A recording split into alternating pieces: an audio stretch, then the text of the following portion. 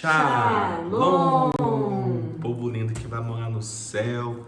Bom dia, que Deus abençoe o nosso dia, que seja um dia repleto de bênção, de paz, guardado pelo nosso Senhor e Salvador Jesus Cristo.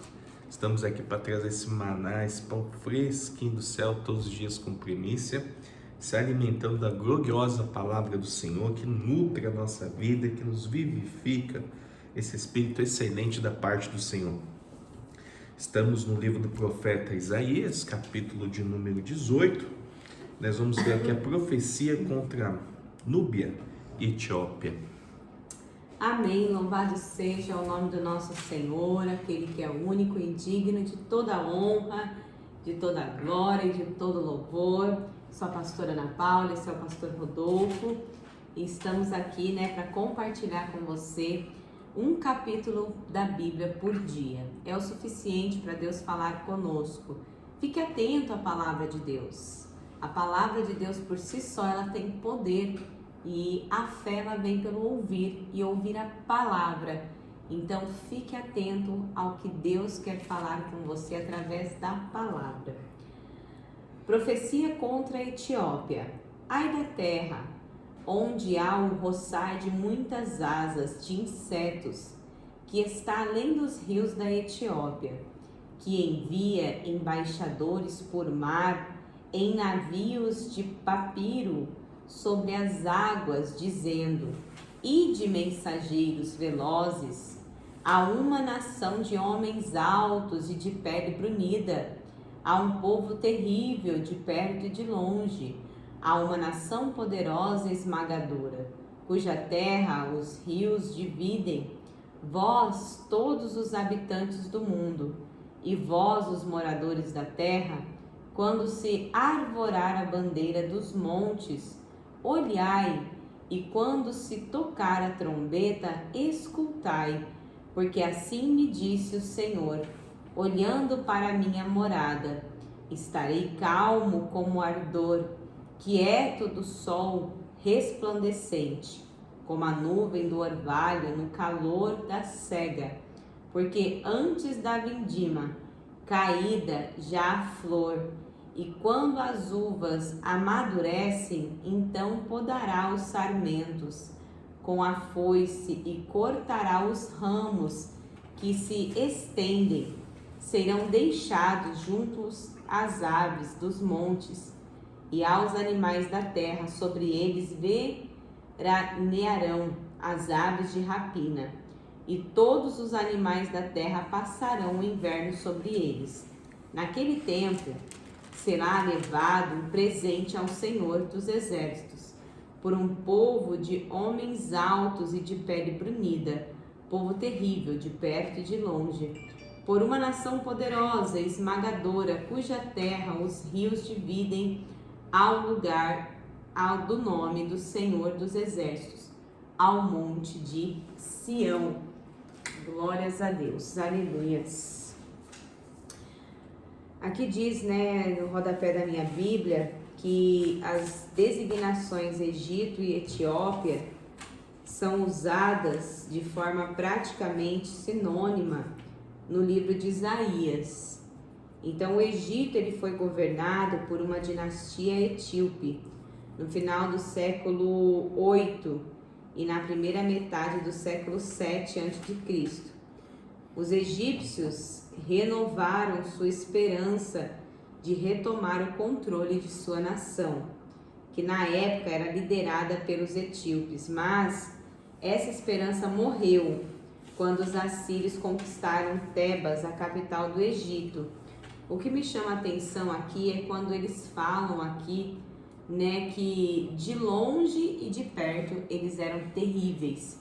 Eu fico pensando aqui que quando a gente tem a perspectiva de uma causa ou de uma pessoa, ou nós fazemos uma análise, seja do que for de longe, muitas das vezes a gente não tem a perspectiva do que é realmente na íntegra de perto. Então é aquela velha história, olha, de fora eu tenho uma visão melhor, de fora eu estou vendo tal coisa. Então, de longe eu vejo como uma visão de fora, Muitas das vezes, você que está de fora, você tem uma visão, uma perspectiva de algo e você acha que está muito bonito, que está muito bom, que está muito belo, que é algo muito prazeroso, mas você não sabe de perto qual é o preço que a pessoa paga, qual é a circunstância, qual é a realidade, o que acontece de fato.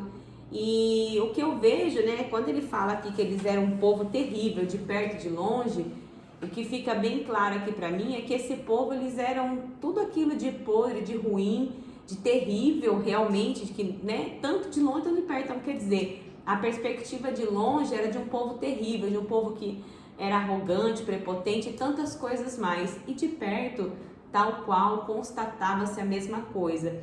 Então eu penso, que triste é, né? Quando na vida de um ser humano a gente tem uma perspectiva de longe, ou a gente vê as pessoas tendo uma perspectiva de longe e você que está perto, você fala assim, nossa, não parece que está falando da mesma pessoa, né? Isso é muito triste, mas acontece, mas faz parte da vida e a gente precisa aprender a lidar com essas questões, entendendo que o nosso relacionamento com Deus, de perto e de longe, ele precisa ser um relacionamento íntegro, né?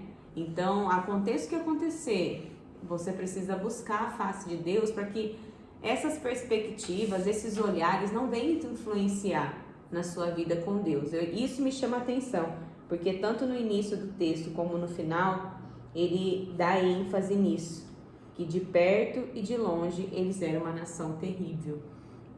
Eu estava dirigindo agora há pouco, né? E eu vi uma frase, né, no paralama, na lona do caminhão, dizendo assim: só Deus pode julgar, só Deus é juiz, né? E é verdade, muitas das vezes a gente julga e com os nossos olhos altivos, né? E sem, como a pastora bem disse, sem saber de fato, né, quem é a pessoa, o que ela está passando. E às vezes a gente julga por uma atitude, uma situação, e a gente vai ver no final do dia nem é aquilo, né?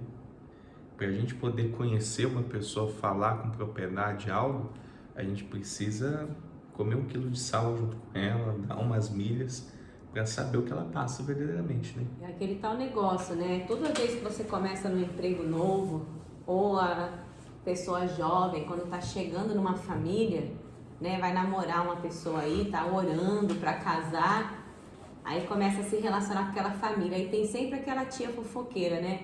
Olha, a fulana já fez isso. A cicrana, olha, toma cuidado. Começa a relatar tudo, né? E sempre tem também no serviço, né? Aquela pessoa que chega e vai querendo dar o feedback de tudo distorcido. Então, o que eu falo para você, né? De acordo com isso que o pastor falou, que vem de encontro com essa questão que só Deus, né? Só Deus julga? Só Deus é juiz. Só né? Deus é juiz?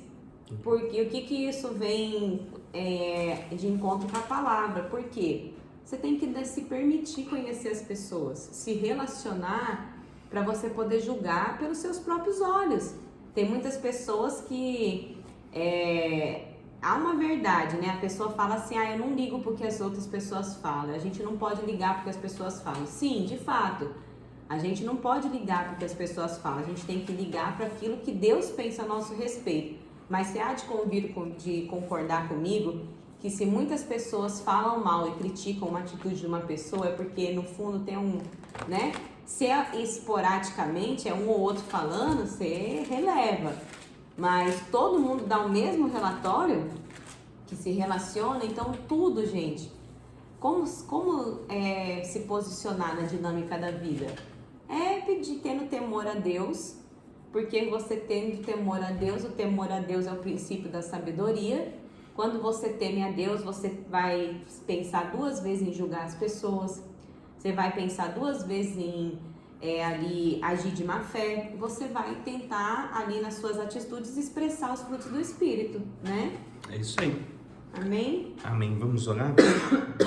Pai, nós te agradecemos por mais essa oportunidade de estarmos aqui meditando na tua palavra, essa palavra que sempre abre os nossos olhos, o nosso entendimento, que faz com que a gente se aproxime do nosso Criador Quão bom, Senhor, e suave é que os irmãos vivem em união, que a gente possa ter harmonia, saber, Senhor, falar, saber se comportar, não julgar o próximo, mas tratar com amor, com respeito. Isso contribui muito, né, para a paz, para que o Evangelho seja também pregado através das nossas atitudes.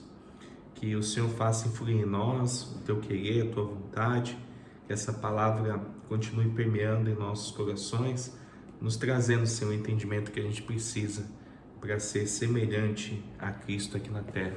Em nome de Jesus. Amém. E graças a Deus.